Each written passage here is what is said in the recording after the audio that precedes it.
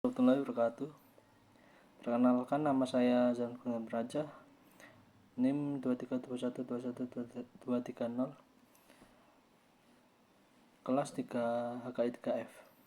Nah, di sini saya dari kelompok 8 akan mempresentasikan yaitu materi tentang pertunangan, perkawinan, perceraian menurut hukum adat. Pertunangan adalah tahap awal menuju perkawinan yang diakui sebagai perjanjian tidak tertulis antara dua keluarga untuk menyatukan anak-anak mereka dalam ikatan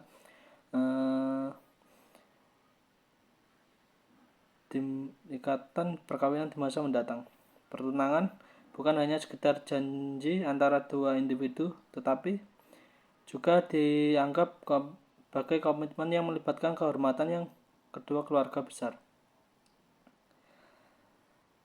Dalam berbudaya adat Indonesia, proses pertunangan seringkali mencakup ritual adat tertentu seperti tukar cincin, pemberian simbol-simbol adat, atau acara keluarga untuk meresmikan hubungan.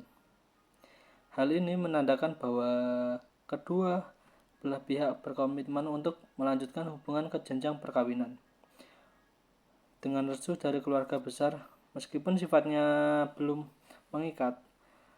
Secara hukum negara, pertunangan dianggap sakral dan memiliki konsekuensi moral serta sosial bagi kedua belah pihak. Adapun tujuan dari pertunangan merupakan terbentuknya hal utuh yang awalnya masih terpisah dengan laki-laki dan perempuan. Nah, di sini ada beberapa tujuan pertunangan ialah sebagai berikut. Yang pertama, lebih mempermudah dan memperlancar jalannya masa perkenalan antara pihak pertunangan dan yang dipinang, beserta dengan keluarga masing-masing, supaya di antara keduanya rasa cinta dan kasih sayangnya lebih cepat tumbuh. Yang ketiga, menimbulkan efek ketentraman jiwa dan kemantapan hati bagi pihak yang menikah atau yang akan dinikahi, tanpa adanya pihak-pihak yang mendahului. Yang terakhir, menjaga kesucian diri menjelang pernikahan. Syarat-syarat pertunangan. Yang pertama, perempuan yang sedang dalam dipinang orang lain, tidak sedang dalam masa iddah, dan ketiga, tidak ada larangan syar'i untuk dinikahi. Yang terakhir, perempuan yang sedang masa iddah karena ditalak bain oleh suaminya, sebaiknya dipinang secara rahasia.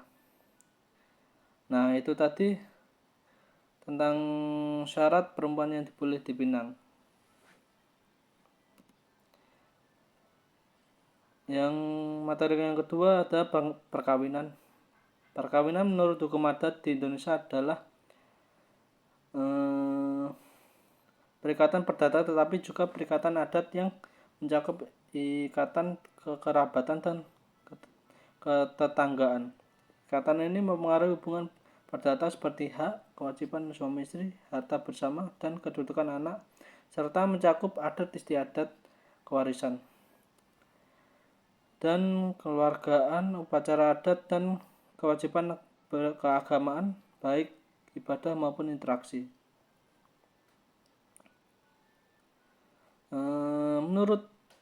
Menurut Terhard dan Van Vollenhoven menekankan bahwa perkawinan menyangkut urusan kerabat, keluarga, masyarakat, martabat, serta dunia spiritual yang diatur hukum adat. Akibat hukum adat berlaku sebelum perkawinan, seperti adanya rasan anak dan rasan tuha, serta perkawinan timbul hak dan kewajiban bagi orang tua dan keluarga dalam adat setempat. Di sini ada dasar hukum perkawinan. Yang pertama, tujuan perkawinan. Tujuan perkawinan dalam masyarakat hukum adat adalah untuk melanjutkan keturunan, menjaga kebahagiaan keluarga, memelihara nilai adat, dan melestarikan warisan. Sistem kekerabatan yang berbeda antar suku seperti patrilineal, matrilineal atau parental. Menentukan peran dan ikatan diambil oleh suami dan istri dalam keluarga besar. Yang kedua, sahnya perkawinan. Sahnya perkawinan menurut hukum adat di Indonesia tergantung pada tata tertib agama atau kepercayaan yang dianut masyarakat setempat. Bagi penganut agama tradisional, perkawinan dianggap sah jika memenuhi adat lokal. Beberapa suku seperti Lampung Pepadun diperlukan upacara adat tambahan agar pasangan resmi diakui sebagai warga adat meskipun sudah sah secara agama. Ketiga, persyaratan perkawinan. Yang pertama, persetujuan calon mempelai. Menurut hukum adat di Indonesia, individu tidak dapat menikah tanpa persetujuan orang tua atau kerabat meskipun sudah dewasa. Di masyarakat dengan sistem kekerabatan yang kuat seperti di Nusa Tenggara, klan memilihkan calon istri. Pernikahan biasanya melalui peminangan dengan persetujuan keluarga atau pacaran yang diakui. Suku-suku seperti di Aceh, Melayu, Minangkabau, dan Jawa lebih bergantung pada sepakatan orang tua. Sementara di Batak, Lampung, dan Bali memiliki tata tertib pergaulan sebelum pernikahan. Jika ada penolakan dari orang tua atau faktor lain, hal ini dapat menyebabkan kawin lari.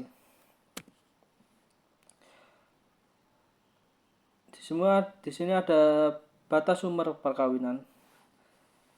Hukum adat di Indonesia tidak menetapkan batas usia untuk perkawinan, memungkinkan individu dari segala usia untuk menikah meskipun Undang-Undang Nomor 1 Tahun 1978 mengatur perizinan orang tua untuk perkawinan di bawah umur. Praktik seperti kawin gantung, kawin paksa, dan kawin hutang sering terjadi di masa lalu, di mana pilihan jodoh ditentukan oleh orang tua. Ukuran kedewasaan dalam hukum adat didasarkan pada tanda fisik bukan usia. Saat ini dalam kasus perselisihan mengenai izin orang tua, penunjukan wali harus mempertimbangkan struktur kekerabatan. Dalam masyarakat patrilineal, wanita tidak berhak atas anak kemenakan. Sedangkan ke dalam masyarakat matrilineal, lelaki tidak berhak di masyarakat parental. Kedua orang tua dapat menggantikan kedua orang tua yang sudah tiada atau tidak mampu. Yang selanjutnya, perjanjian perkawinan. Perjanjian sebelum atau pada waktu perkawinan dalam hukum adat di Indonesia melibatkan kedua orang calon mempelai dan keluarga mereka, mencakup status suami istri, kedudukan dalam keluarga, serta perjanjian mengenai harta seperti uang jujur dan uang bawaan istri. Dalam masyarakat Islam, perjanjian ini juga diakui sesuai ajaran agama. Terdapat larangan terhadap praktik tertentu seperti levirate dan perkawinan antara mertua dan menantu, serta suku memiliki aturan eksogami, misalnya di Batak dan Minangkabau melarang perkawinan sesuku atau sekampung. Dalam masyarakat Jawa yang bersifat parental, larangan berlaku untuk perkawinan antara saudara kandung, sementara perkawinan antara individu tanpa hubungan kekerabatan diperbolehkan. Nah, materi selanjutnya ada perceraian. Perceraian dalam masyarakat adat di Indonesia dipengaruhi oleh sistem kekerabatan, bentuk perkawinan, dan agama. Di masyarakat parental seperti Jawa dan Pasundan, perceraian lebih umum terjadi. Masyarakat matrilineal Minangkabau juga mengalami perceraian cukup sering. Meskipun mereka umumnya beragama Islam, sedangkan masyarakat Semendo dengan bentuk perkawinan semanda lebih jarang bercerai. Pada masyarakat Kristen di Minahasa, Maluku, dan Nusa Tenggara Timur, perceraian jarang terjadi, tetapi hidup bersama tanpa menikah dan poligami tidak resmi lebih umum. Di Batak, perceraian jarang terjadi dan hidup bersama tidak diakui dalam adat. Di Lampung, perceraian sering terjadi di kalangan masyarakat pesisir atau peminggir dibandingkan dengan masyarakat dalaman. Selanjutnya ada tata cara perceraian dalam hukum adat.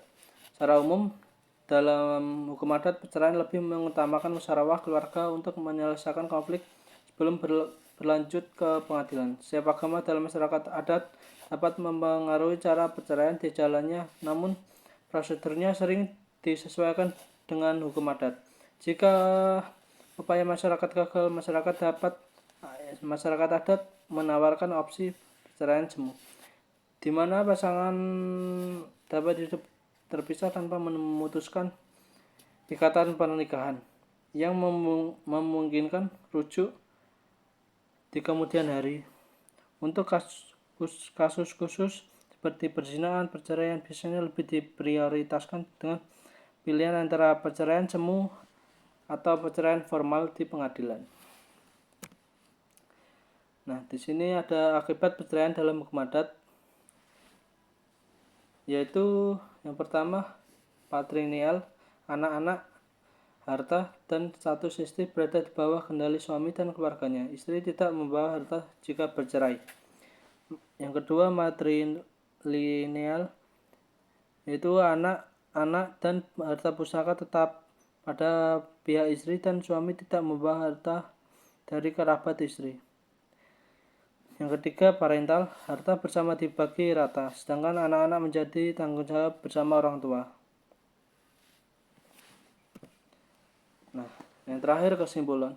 Pertunangan dan perkawinan dalam konteks hukum adat dan agama di Indonesia memainkan peranan yang sangat penting dalam membentuk ikatan keluarga, melestarikan nilai-nilai sosial, dan menjaga keharmonisan antar masyarakat. Kedua konsep ini tidak hanya dilihat sebagai hubungan pribadi antara dua individu, tetapi juga sebagai proses yang melibatkan keluarga besar dan kekerabatan, dengan aturan-aturan dan tradisi yang beragam di seluruh Indonesia.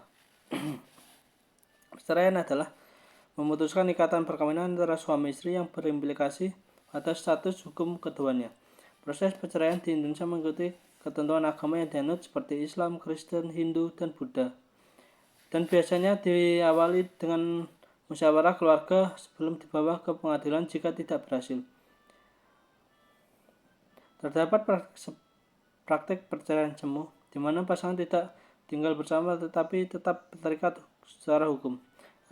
Akibat perceraian bervariasi berdasarkan struktur kekerabatan. Dalam masyarakat patrilineal, harta dikuasai suami dan anak-anak tetapi berada dalam kerabat ayah.